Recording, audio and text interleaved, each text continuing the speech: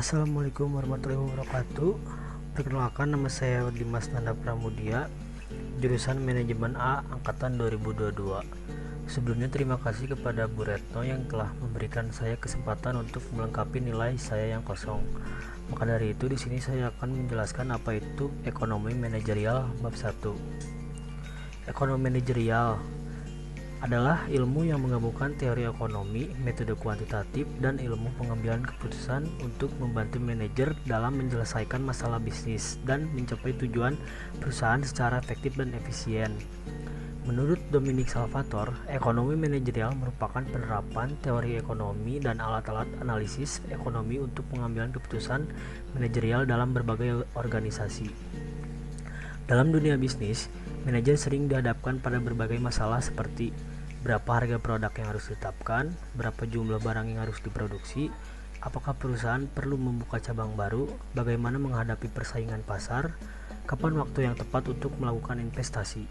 Untuk menjawab pertanyaan tersebut, diperlukan analisis ekonomi yang sistematis sehingga keputusan yang diambil dalam memberikan hasil terbaik bagi perusahaan.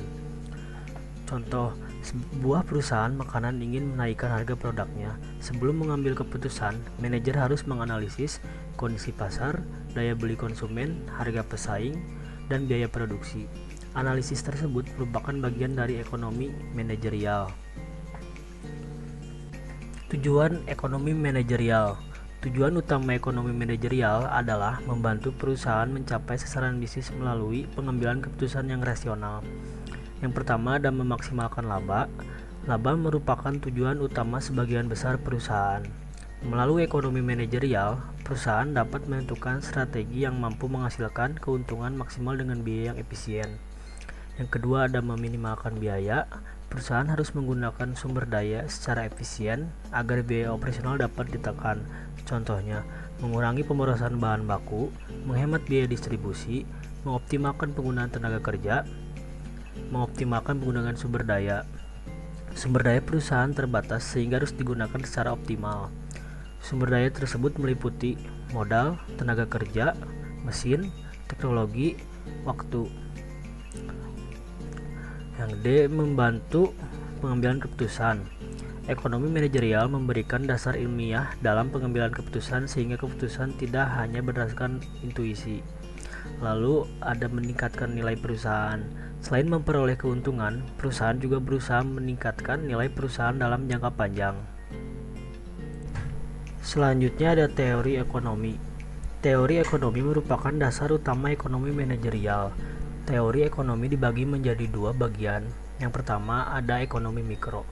Ekonomi mikro mempelajari perilaku individu, rumah tangga, dan perusahaan dalam mengambil keputusan ekonomi. Fokus utama ekonomi mikro adalah bagaimana sumber daya yang terbatas digunakan untuk memenuhi kebutuhan yang tidak terbatas. A. Penentuan harga produk. Harga merupakan faktor penting yang memengaruhi penjualan dan keuntungan perusahaan.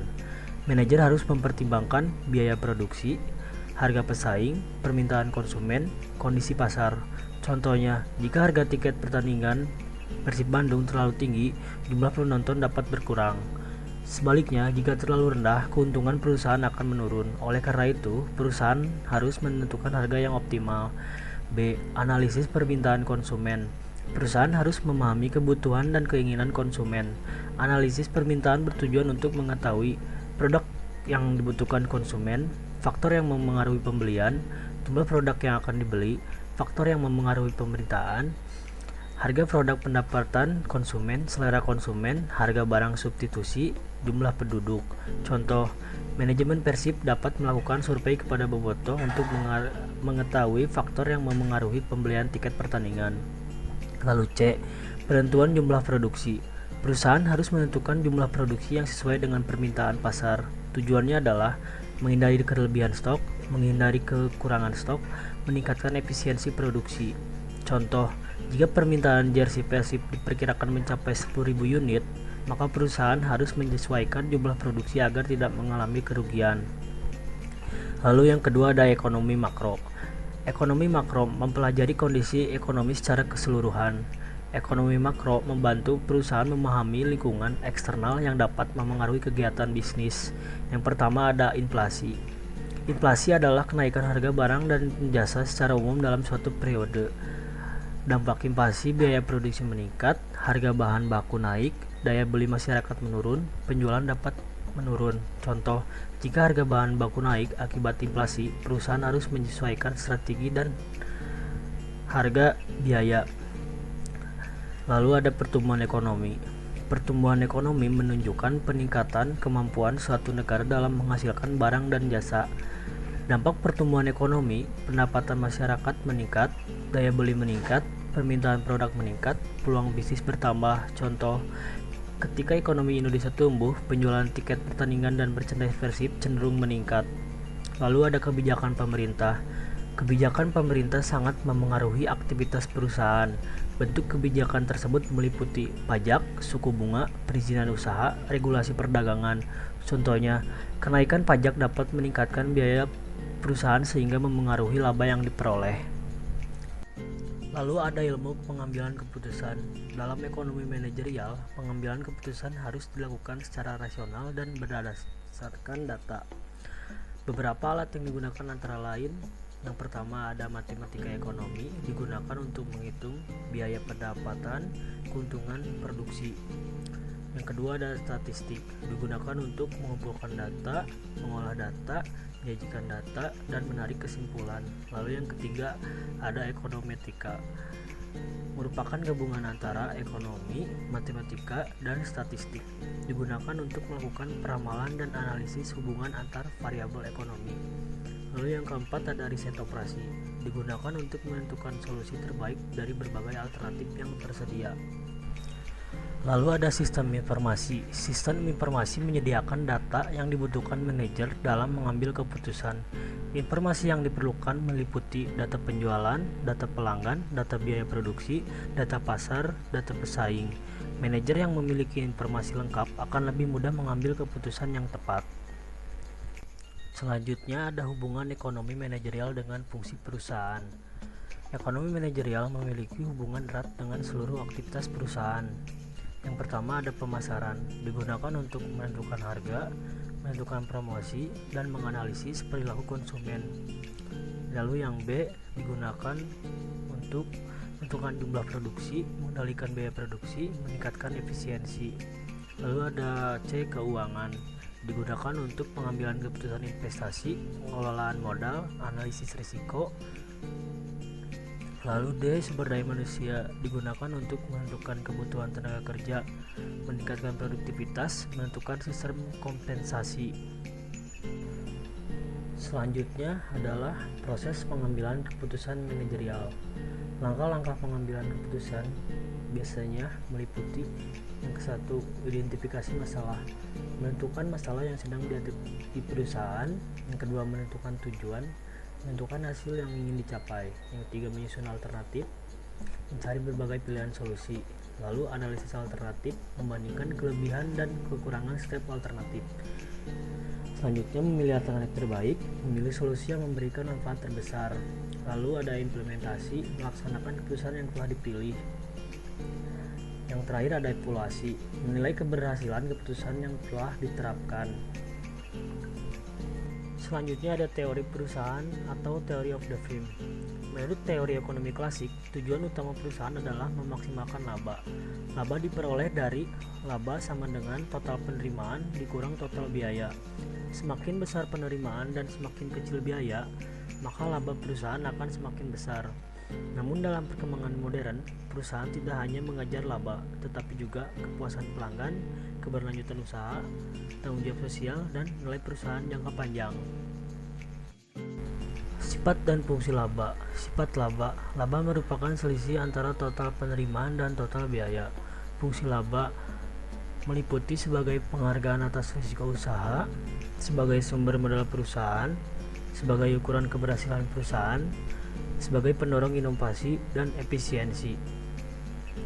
Selanjutnya ada etika bisnis. Etika bisnis adalah prinsip moral yang menjadi pedoman dalam menjalankan kegiatan usaha. Tujuan etika bisnis yaitu menjaga kepercayaan konsumen, meningkatkan reputasi perusahaan, mencegah pelanggaran hukum, dan menciptakan lingkungan bisnis yang sehat. Contoh etika bisnis yaitu menjual produk sesuai kualitas yang dijanjikan, tidak melakukan penipuan, membayar pajak sesuai ketentuan, dan menjaga kelestarian lingkungan. Lalu ada karakteristik ekonomi manajerial. Karakteristik ekonomi manajerial adalah ciri-ciri khusus yang membedakan ekonomi manajerial dengan cabang ilmu ekonomi lainnya. Karakteristik ini menunjukkan bagaimana ekonomi manajerial digunakan secara praktis untuk membantu manajer dalam mengambil keputusan bisnis yang tepat. Dalam dunia bisnis, manajer sering menghadapi berbagai masalah yang memerlukan solusi cepat dan akurat. Oleh karena itu, ekonomi manajerial memiliki beberapa karakteristik penting yang mendukung proses pengambilan keputusan. Yang pertama ada berorientasi pada pengambilan keputusan. Karakteristik utama ekonomi manajerial adalah berfokus pada pengambilan keputusan. Manajer harus membuat berbagai keputusan setiap hari seperti menentukan harga produk, menentukan jumlah produksi, menentukan strategi pemasaran, memilih investasi yang menguntungkan, dan menentukan target pasar.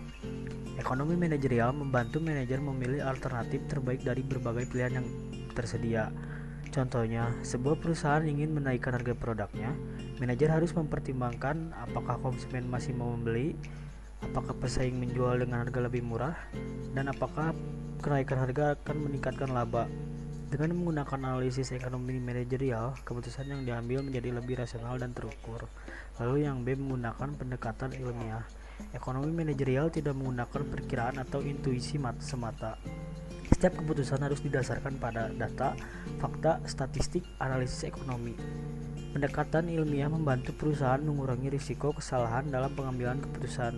Contohnya, sebelum meluncurkan produk baru, perusahaan melakukan survei pasar, analisis kebutuhan konsumen, analisis pesaing, perhitungan biaya dan keuntungan. Dengan demikian, keputusan yang diambil memiliki dasar yang akurat. Lalu yang C, menggunakan berbagai disiplin ilmu. Ekonomi manajerial merupakan ilmu yang bersifat multidisiplin. Ilmu ini menggabungkan yang pertama ada ekonomi, digunakan untuk memahami permintaan, penawaran, biaya, dan laba. Lalu yang kedua ada manajemen, digunakan untuk merencanakan, merorganisasi, mengarahkan, dan mengendalikan kegiatan perusahaan. Yang ketiga ada statistik, digunakan untuk mengolah dan menganalisis data. Lalu yang keempat ada matematika, digunakan untuk melakukan perhitungan dan permodelan ekonomi. Lalu yang kelima ada teknologi informasi, digunakan untuk memperoleh dan mengelola informasi secara cepat. D, berorientasi pada efisiensi. Ekonomi manajerial selalu berusaha mencari cara terbaik dalam menggunakan sumber daya yang terbatas. Sumber daya tersebut meliputi modal, tenaga kerja, bahan baku, mesin dan waktu. Tujuannya adalah memperoleh hasil maksimal dengan biaya minimal. Contohnya, perusahaan dapat menggunakan mesin otomatis untuk meningkatkan jumlah produksi sekaligus mengurangi biaya tenaga kerja. Lalu yang E, berorientasi pada tujuan perusahaan. Semua keputusan yang diambil harus mendukung pencapaian tujuan perusahaan. Tujuan tersebut dapat berupa memaksimalkan laba, meningkatkan penjualan, dan memperluas mangsa pasar. Karakteristik ekonomi manajerial menunjukkan bahwa ilmu ini merupakan alat yang digunakan manajer untuk mengambil keputusan secara rasional, ilmiah, efisien, dan berorientasi pada tujuan perusahaan. Dari materi yang telah dijelaskan, dapat disimpulkan bahwa ekonomi manajerial merupakan ilmu yang menggabungkan teori ekonomi, ilmu manajemen, metode kuantitatif, serta sistem informasi untuk membantu manajer dalam mengambil keputusan yang efektif dan efisien. Ekonomi manajerial memiliki ruang lingkup yang luas, meliputi ekonomi mikro, ekonomi makro, ilmu pengambilan keputusan, dan sistem informasi. Selain itu, ekonomi manajerial juga berperan penting dalam proses perencanaan, pengendalian, evaluasi, pengembangan bisnis, serta membantu perusahaan menghadapi berbagai tantangan dan risiko yang muncul dalam dunia usaha. Dengan memahami ekonomi manajerial, seorang manajer dapat mengambil keputusan yang lebih rasional berbasis data dan mampu mengoptimalkan penggunaan sumber daya perusahaan mudah mencapai tujuan organisasi secara maksimal. Sebagai mahasiswa manajemen, pemahaman terhadap ekonomi manajerial sangat penting karena menjadi dasar dalam mempelajari berbagai mata kuliah lanjutan serta menjadi bakal dalam menghadapi dunia kerja dan dunia bisnis di masa depan. Semoga materi yang telah disampaikan dapat menambah wawasan dan pemahaman kita mengenai pentingnya ekonomi manajerial dalam kegiatan bisnis dan pengambilan keputusan perusahaan. Terima kasih. atas perhatian yang telah diberikan. Mohon maaf apabila terdapat kesalahan maupun kekurangan dalam penyampaian materi. Wassalamualaikum warahmatullahi wabarakatuh.